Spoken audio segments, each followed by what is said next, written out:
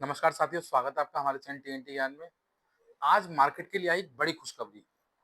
Market ने जो response किया उससे आप लोग समझ सकते हैं कि आज मार्केट ने क्या अचीव किया।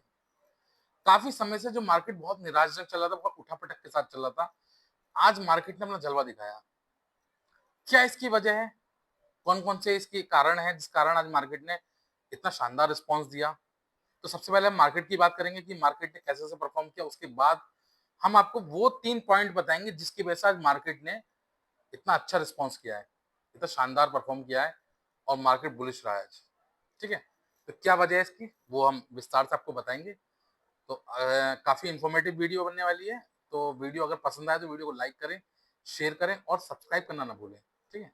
तो शुरुआत करते हैं इंडियन मार्केट से। सबसे पहले तो आज मार्केट बहुत शानदार रहा। अगर सेंसेक्स की बात करें तो 0.84% बढ़कर वो 676 पॉइंट के साथ 81,273 पर बंद हुआ सेंसेक्स।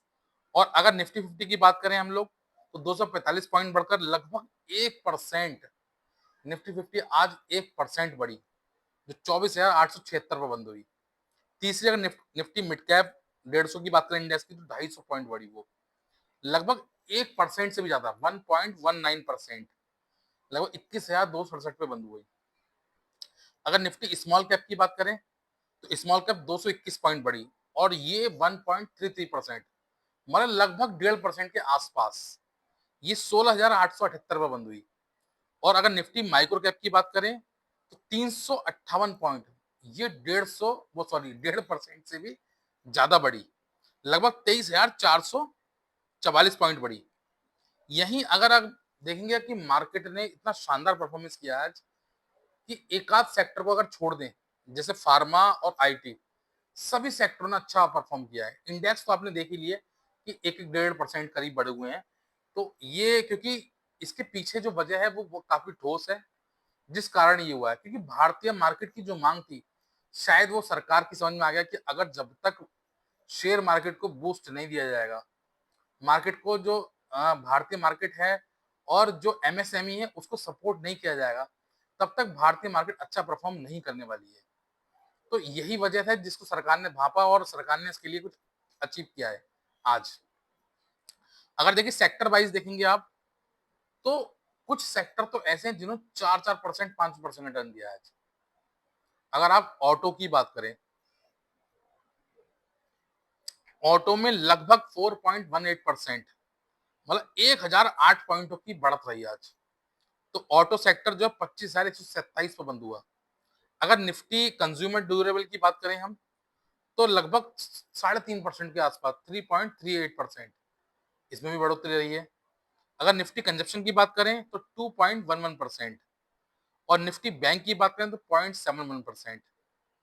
निफ्टी आईटी और निफ्टी फार्मा, ये दो सेक्टर ऐसे रहे जो थोड़ी सी इसमें गिरावट रही है। इसकी वजह आपको पता ही है क्योंकि आईटी का सारा कारोबार, लगभग ऑलमोस्ट कारोबार जो है वो अमेरिका से है और फार्मा का भी हमारा अधिकतर कारोबार जो है वो अमेरिका से है। और अमेरिका से अभी तक हमारी वो ट्रेड डील सेटल नहीं हो पाई है। ठीक है? अभी तक वही जो टैरिफ चल रहा है, तो उसके कारण भी ये आईटी सेक्टर में गिरावट है और फार्मा सेक्टर में। आने वाले समय में इसमें भी चेंजेस होंगे और बाकी इस पे चल रहा है, देखिए नेगोशिएशन क्या होता है आगे समय पे। आने वाले समय में बदलाव होगा क्योंकि अभी तक जो उसका अड़ियल रवैया था थोड़ा सा, उसमें देखिए आप नरमी देखने को मिली आपको। ठीक है? तो ये भी है। अब इसके बाद अगर निफ्टी 200 की बात करें तो उसमें भी करीबन 1.5% की बढ़ोतरी दिखाई है। और निफ्टी डिफेंस की बात करें अगर, तो डिफेंस में भी ठीक है, हल्की फुल्की है लेकिन बढ़ोतरी है उसमें भी। और निफ्टी मेटल की बात करें तो वो भी 1.8% बढ़ा है। निफ्टी एफएमसीजी की बात करें तो 1.19%। निफ्टी रियलिटी की बात करें तो 2.17%, मतलब 2% से भी ज्यादा रियलिटी सेक्टर बढ़ा है। और निफ्टी इंफ्रास्ट्रक्चर की बात करें तो 0.6%, 7। तो लगभग ऑलमोस्ट जितने भी सेक्टर हैं वो सब बड़े हैं और ऑटो सेक्टर ने तो धमाल कर दिया है। और ऑटो सेक्टर के धमाल करने की वजह जो है वो मैं आपको बताऊंगा विस्तार से। ऑटो और एफएमसीजी ने जो कमाल किया है उसकी वजह जो है आपको इस आज के जो सेक्टर वाइज जो मैंने आपको बताया इसमें परफॉर्मेंस देखने को मिली। जो निफ्टी कंज्यूमर और ड्यूरेबल जो बढ़े हुए हैं उसकी क्या वजह है, वो भी मैं आपको बताऊंगा विस्तार से, क्यों इतने ये ऑटो सेक्टर, कंज्यूमर ड्यूरेबल और एफएमसीजी सेक्टर बढ़े हैं। तो हम देखिए तीनों जो पॉइंट हैं जिसकी वजह से आज ये मार्केट में उछाल आया है, वो बात करेंगे। सबसे पहले हम जो थर्ड पॉइंट है, सबसे कम जो जिसकी वजह से मार्केट उछला है, उसकी बात करेंगे। तो पहला है जो अभी अलास्का में ट्रंप की और पुतिन की जो मुलाकात हुई, तो ये माना जा रहा था कि ट्रंप जो अपना अड़ियल रवैया दिखाने वाले थे, वो शायद उन्होंने नहीं दिखाया। कहीं न कहीं बहुत सारी चीज़ें वो जो कहने वाले थे, वो नहीं हो पाई। तो उसके बाद भी ट्रंप के रवैये में भी नरमी आई है। जो भारत के लिए उसका कड़ा रुख था और सैंक्शन जो लगाने वाले थे, जो उन्होंने कहा था कि अगर भारत जो है वो रूस के साथ व्यापार करेगा तो मैं और ज़्यादा 500% तक का वो लगाऊँगा, वो उन्होंने नहीं लगाया पेनल्टी। तो कहीं न कहीं देखिए उनके रुख में बदलाव हुआ है। और एक चीज़ और देखी होगी आपने, अभी तक ये वही ट्रंप हैं जो पुतिन को डायरेक्ट धमकी दे रहे थे।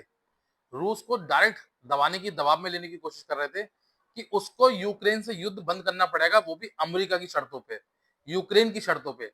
और अब क्या बयान आया है उनका? अब बयान आया है उनका कि यूक्रेन को समझना पड़ेगा उनकी बात और यूक्रेन को झुकना पड़ेगा। यूक्रेन को वार्ता के लिए आना पड़ेगा और उसके बाद माननी पड़ेगी। और पुतिन ने बिल्कुल साफ-साफ कह दिया है कि जो मेरी मांग है, इन्हीं शर्तों पे सीज़ फायर होगा, इन्हीं शर्तों पे युद्ध विराम होगा। तो समझिए कि अब ट्रंप भी यूक्रेन पे दबाव बनाएँगे, उधर से पुतिन का तो पूरा दबाव है ही। और क्यों बनाएँगे ये आपको सबको पता है। पुतिन एक बिज़नेस माइंडेड है और अगर रसिया से बिगाड़ता है, तो बहुत ज़्यादा नुकसान उसको होने वाला है। देखिए सबको पता है, अभी कितनी चीज़ें ऐसी हैं जो रसिया भारत को देता है, भारत से अमेरिका जाती हैं। और डायरेक्ट व्यापार अमेरिका भी रूस से करता है, यूरोपियन कंट्री करती हैं। ऐसे कितने देश हैं जो रूस के साथ व्यापार करते हैं, लेकिन उसको दिखता क्या है? उसको दिखता है सिर्फ भारत। समझिए आप बात को मेरी। तो यही वजह है जिसकी वजह से ट्रंप को झुकना पड़ा है, दबाव में आया है। और देखिए, ये मुझे भारतीय सरकार का मतलब, मैं एक पार्शियल बात नहीं करना चाह रहा, लेकिन अंदर राजनीति कुछ भी चलती हो, लेकिन इस बार नरेंद्र मोदी जी ने एक दमदार प्राइम मिनिस्टर होने का जो सपना था भारत का, वो दिखाया है। कहीं न कहीं ट्रंप के आगे घुटने ना टेक कर, अपने देश को बढ़ाकर, अपनी अर्थव्यवस्था को बूस्ट कर एमएसएमई को सपोर्ट कर कंजम्पशन को बढ़ाकर, किसी न तरीके से उनने अमेरिका को ठेंगा दिखाया है, एक तरीके से। देखिए, हमारे देश का व्यवहार कभी भी हमेशा फ्रेंडली व्यवहार रहा है। कभी भी हम किसी देश से लड़े नहीं हैं। लेकिन जब अपने देश पे आती है तो कभी झुके भी नहीं हैं। कभी भी किसी देश के सामने ऐसा नहीं हुआ। और ये बात मैं प्राइम मिनिस्टर मोदी जी के बारे में नहीं कर रहा, जितने भी प्राइम मिनिस्टर रहे हैं हमारे, है ना? चाहे वो इंदिरा गांधी हों, राजीव गांधी हों, चाहे जवाहरलाल नेहरू हों, चाहे अटल बिहारी वाजपेयी हों या अब के प्राइम मिनिस्टर श्री नरेंद्र मोदी जी हों। कोई भी हो, भारत की जहाँ बात आती है, जहाँ भारत पर आँच आती है, वहाँ पूरा देश एक हो जाता है। तो इस बार भारतीय सरकार ने दिखा दिया है कि हम अमेरिका के पिछलग्गू नहीं हैं, अमेरिका के कहने में, अमेरिका के दबाव में आने वाले नहीं हैं। और भारत ने बहुत अच्छा करा, भारत ने साफ कह दिया, भारत के विदेश मंत्रालय ने साफ कह दिया कि भारत के हितों के लिए भी जिससे व्यापार में भारत को फायदा होगा, भारत उससे व्यापार करेगा। मतलब कड़े शब्दों में साफ कह दिया कि रूस से भारत व्यापार बंद करने वाला नहीं है। जबकि ट्रंप ने तो ये तक ऐलान कर दिया था कि भारत ने उनके दबाव में आके व्यापार बंद कर दिया। और इसका खंडन साफ-साफ एएनआई ने करा कि भारत ने क्रूड का इंपोर्ट बिल्कुल भी बंद नहीं किया है। भारत क्यों बंद करेगा भाई? भारत को कम पैसे में मिल रहा है और रुपए में मिल रहा है क्रूड, तो क्यों बंद करेगा? और देखिए, ये जो मुलाकात हुई ट्रंप की पुतिन से, इसका इम्पैक्ट क्या पड़ा कि क्रूड के रेट कम होने शुरू हो गए। सॉरी। जहां क्रूड के रेटों में बढ़ोतरी हो रही थी और ये माना जा रहा था कि भारत को झुकना पड़ेगा, रूस से व्यापार करना बंद करना पड़ेगा अमेरिका की वजह से। मुझे लगता है शायद ये जो क्रूड की जो चाल है, जो काफी स्लो हुई है और नीचे की तरफ आई है, इसका ये इम्पैक्ट पड़ा है, ये दिशा दी है कि अब भारत को कोई रोकने वाला नहीं है। और क्योंकि रूस जैसा देश जब भारत के साथ खड़ा है, तो भारत को डरने की कोई जरूरत ही नहीं है। और भारत खुद में इतना शक्तिशाली सक्षम देश है, 150 करोड़ की आबादी वाला देश, सब पे प्रेशर हम क्रिएट कर सकते हैं, हम पे कौन कर सकता है क्रिएट प्रेशर? तो एक मुझे बहुत अच्छी बात उस समय की याद है, जब चुनाव से पहले मोदी जी कैंपेन किया करते थे, तब जब सरकार कांग्रेस की थी उस समय, तो एक बार एक आपकी अदालत शो में गए थे, तो मुझे ध्यान है शायद उन्होंने कहा था, जो अ, हमारे जो फॉर्मर प्राइम मिनिस्टर थे श्री मनमोहन जी, उनके बारे में जब बात चल रही थी, तो उन्होंने कहा था कि 150 करोड़ की आबादी वाला हमारा देश है, सब पे प्रेशर हम क्रिएट कर सकते हैं। तो शायद मुझे लगता है अभी जो पीछे बहुत सारी ऐसी बातें मोदी जी के बारे में लोगों ने कही थी, शायद उनको अब ध्यान आया होगा ये बात, तो उन्होंने वो दम दिखाया है। कहीं न कहीं वो इम्पैक्ट उन्होंने दिखाया है अपना कि हाँ, भारत बहुत सक्षम और बहुत पावरफुल देश है। तो इसकी वजह से आपको देखने को मिला कि क्रूड के रेट काफ़ी कम हुए हैं। तो ये जो तीसरा रीज़न था और सेकंड रीज़न की हम बात करेंगे, सेकंड रीज़न जो है, वो एस&पी जो ग्लोबल कंपनी है, उसने इंडिया की क्रेडिट रेटिंग बढ़ा दी है। जो अभी तक माइनस में थी, वो अब ट्रिपल बी में कर दी है। इसका क्या इम्पैक्ट पड़ेगा? इससे कंपनी आएँगी, व्यापार बढ़ेगा।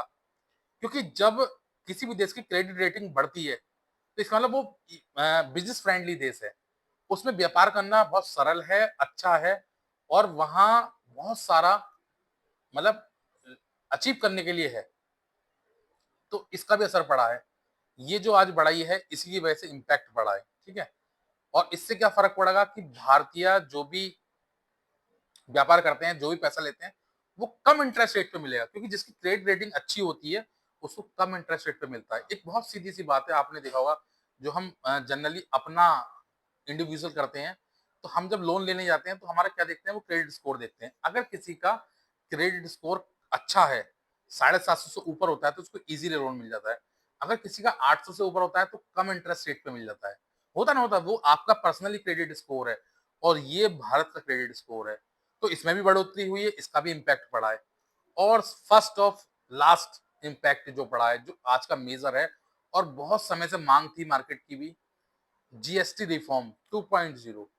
जीएसटी रिफॉर्म करने से बहुत असर पड़ा है। देखिए, बहुत समय से एक चीज आपने देखा होगा, इससे पहले बैट हुआ करता था, टैक्स हुआ करता था, फिर बैट आया, अभी जीएसटी आया, ठीक है? जब जीएसटी आया तो बहुत ज्यादा कंपाउंड था ये, मतलब बहुत ज्यादा क्रूशल था, लोगों को समझने में बहुत समय लगा। एक ही प्रोडक्ट में यूज होने वाली 3 चीजों में अलग-अलग तरीके की जीएसटी थी। जिससे क्या होता था, बहुत सारी उलझन हो जाती थी और कॉम्प्लेक्स होने की वजह से टैक्स बढ़ जाता था।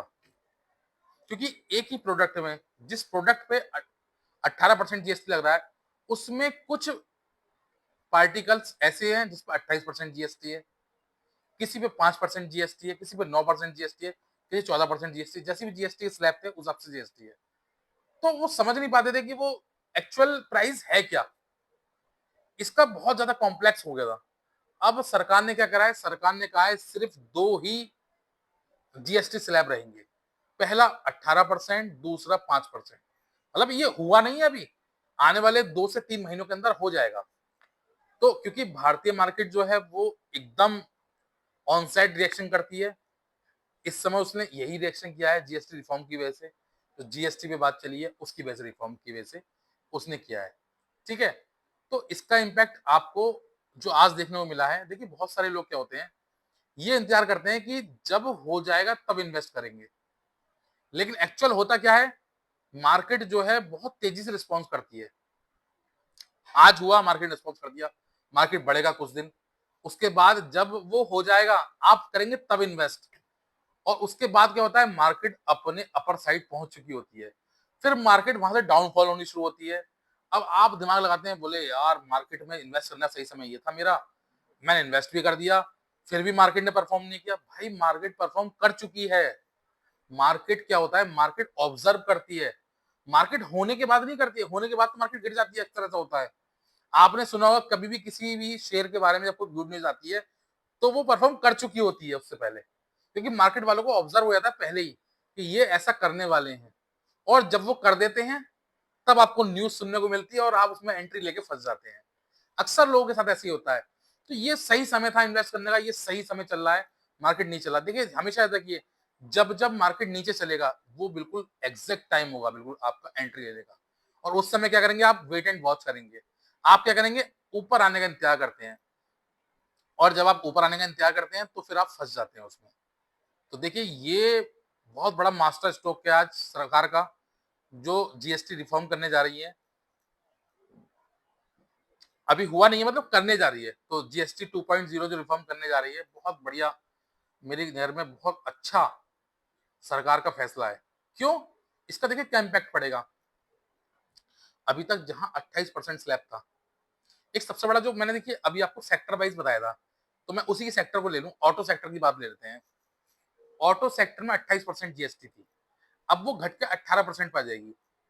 तो मोटा मोटा 10% का रिसेशन मिल रहा है आपको। उससे क्या होगा, मान लीजिए कोई गाड़ी 10 लाख रुपए की है, अगर 10% जहां 28% उस पर जीएसटी थी, अब उस पर 18% रहेगी, 10% की छूट मिलेगी उसको, तो उसके ऑलरेडी प्राइस कम हो जाएंगे। तो क्या होगा, ज्यादा कंजप्शन होगा, ज्यादा सेल होगी। इसी वजह से आज ऑटो सेक्टर ने 4% का रिटर्न दिया है, 4% बढ़ा है ऑटो सेक्टर, उसकी यही वजह है। ऐसे ही एफएमसीजी सेक्टर, जो वो 14% करीब दे रहे थे, वो 5% के आसपास देंगे, तो वो भी काफी, उसमें भी उन्हें फायदा मिलेगा। सीमेंट वाला सेक्टर, क्योंकि जितने भी रियल रियल एस्टेट है उसको सीमेंट की जरूरत पड़ती है, उसमें भी कम करने जा रहे हैं वो। तो ये सारे सेक्टर में जब कम होंगे तो क्या होगा, कंजप्शन बढ़ेगा। कंजप्शन क्यों बढ़ेगा, क्योंकि लोगों की जेब में पैसा पहुंचेगा, और जब कोई चीज सस्ती होती है तो ज्यादा खरीदी जाती है, ज्यादा लोग इन्वेस्ट करते हैं उसमें, उससे कंजप्शन बढ़ता है और पैसा आता है, इकोनॉमी बूस्ट होती है। तो यही होने जा रहा है भारतीय मार्केट के साथ, अब इकोनॉमी बूस्ट होने जा रही है, और जो भारत की जीडीपी ग्रोथ है वो बढ़ेगी, पॉजिटिव आएगी। अभी तक जो लोग ये आभास लगा रहे थे कि अब जीडीपी ग्रोथ जो है वो कम होगी, मुझे लगता है कि शायद अब बढ़ने जा रही है। और देखिए, अमेरिका जैसे देश जिनकी जीडीपी 1.5% पे है, सोचिए उनका क्या परफॉर्मेंस है।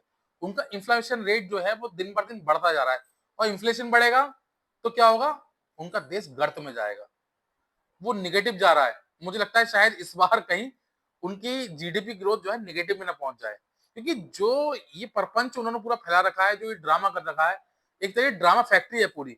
डोनाल्ड ट्रंप ना होकर डोनाल्ड डक हो रहे हैं वो, बिल्कुल हर समय वो, जैसे डोनाल्ड डक थे ना, अपनी करेंसी में छलांग लगाते रहते थे, ऐसे ही उनका हाल हो रहा है, हर चीज में वो यही करते रहते हैं।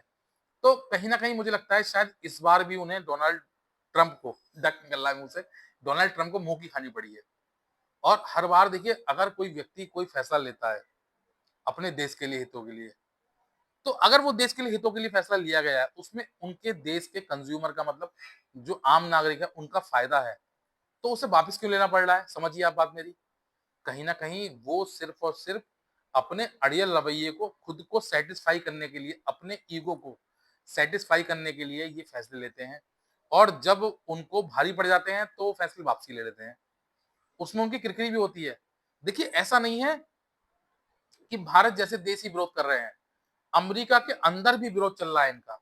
अमेरिका के जो अंदर जो उनके आम नागरिक है वो भी विरोध कर रहे हैं, क्योंकि देखिए, प्रोडक्ट महंगा किसको मिलेगा, उनके नागरिकों को।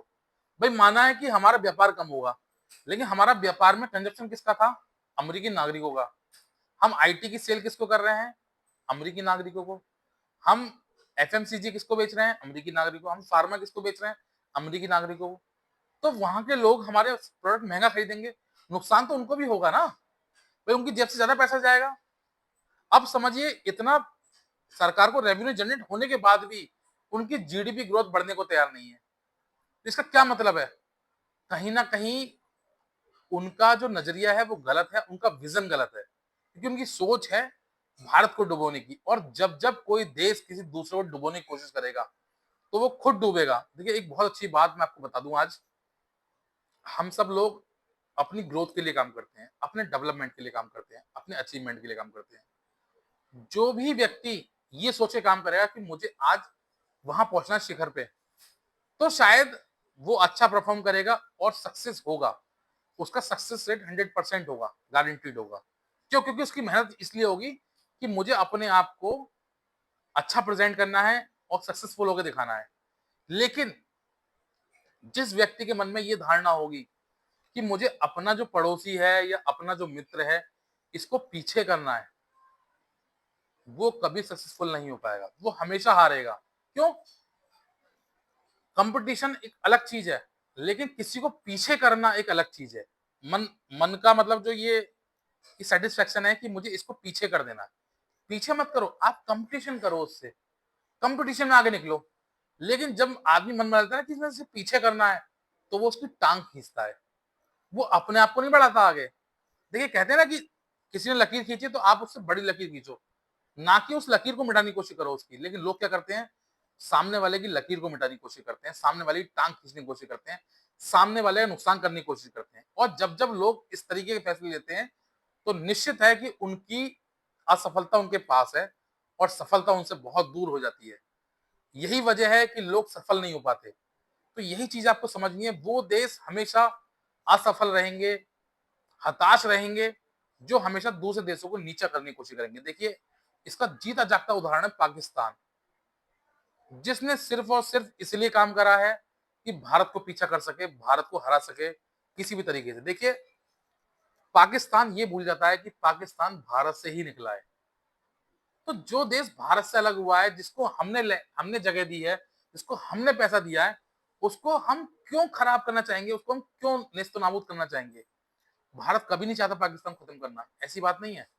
भारत क्यों किसी संबंध बिगाड़ना चाहेगा? भाई पड़ोसी देश है, हमारे देश से ही गए हैं लोग, हमारे जैसे ही लोग वहाँ रहते हैं, जो मुस्लिम यहाँ पर हैं, वही मुस्लिम वहाँ पर हैं। जिस तरह के भई लोग यहाँ रहते हैं, चाहे वो कुछ हिंदू वहाँ पहुँच गए हों, चाहे वो सिख हों, जिस तरह के लोग हैं, सब आपस में ही लोग हैं। तो अगर वो ये मनसा अपनी हटा ले और अपने देश के नागरिकों के लिए काम करे पाकिस्तान, तो मुझे लगता है शायद पाकिस्तान भी अच्छी अर्निंग कर सकता है, सक्सेसफुल देश हो सकता है। लेकिन पाकिस्तान क्या है? दूसरों पर डिपेंडेंट है, दूसरों की भीख के चंदे के ऊपर चलता है। उसकी सिर्फ़ और सिर्फ़ एक ही मंशा है, एक ही विज़न है, किसी भी तरीके से भारत को खत्म करना। और वो भूल जाता है कि जो किसी को बनाता है, उसको कोई बिगाड़ नहीं पाता है। तो भारत ने ही पाकिस्तान को बनाया है, तो पाकिस्तान की तो इतनी औकात ही नहीं कि भारत को बिगाड़ सके कुछ वो, ठीक है? और भारत की हमेशा मंशा रहती है कि भारत अपने देश को ग्रोथ करे, अपने देश की। जीडीपी ग्रोथ हो, हमारे देश के नागरिकों की ग्रोथ हो, किसी भी तरीके से। तो यही वजह है कि भारत ग्रोथ कर रहा है, इतनी बस्ट मार्केट होने के कारण भी भारतीय मार्केट स्टेबल है। भारतीय मार्केट में लॉस नहीं हो रहा है लोगों का। अगर रिटर्न अच्छा नहीं आ रहा है, तो लोगों का लॉस भी नहीं हो रहा है। तो ये समझने वाली बात है, क्योंकि भारतीय नागरिक जो हैं, कभी किसी का बुरा नहीं चाहते और ना ही भारतीय सरकार। हमेशा दूसरों के हितों के लिए काम करती है। आपने देखा होगा, जब भी किसी देश में कुछ फ्लड आता है या कोई भी मतलब इस तरह की आपदा आती है, तो भारत सबसे पहले हेल्प करता है। चाहे उस देश ने भारत की हेल्प करी हो, नहीं करी हो, लेकिन भारत हेल्प करने में सबसे आगे रहता है। ये बात आपने हमेशा देखी होगी। अभी भी कई देश अभी इस जो अभी ये युद्ध हुआ था छोटा-मोटा, इस युद्ध में जो पाकिस्तान के साथ थे, उनके आपदा के अवसर पर भारत ने सबसे पहले मदद भेजी थी। तो समझिए कि भारत हमेशा नेशन फर्स्ट के लिए काम करता है और दूसरे देशों के हितों के लिए काम करता है। कभी भी किसी देश का अहित नहीं करना चाहता। तो भारत जैसा देश जो है वो कभी भी डिग्रोथ नहीं हो सकता, हमेशा ग्रोथ रहेगा और हमें सक्सेसफुल देश रहेगा। आने वाले समय में विकसित देशों में सबसे आगे खड़ा होगा। तो यही मुझे मुझे लगता है शायद यही सब वजह थी, जो मार्केट ने अच्छा परफ़ॉर्म करा और आने वाला समय भारतीय मार्केट के लिए अच्छा आने वाला है।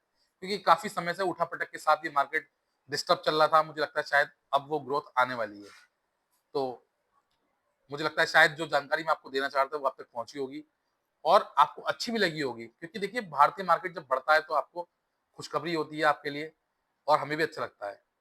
ठीक है? तो अगर वीडियो मेरी पसंद आई हो, वीडियो अच्छी लगी हो आपको, तो वीडियो को लाइक करें, शेयर करें और सब्सक्राइब करना ना भूलें। Thank you.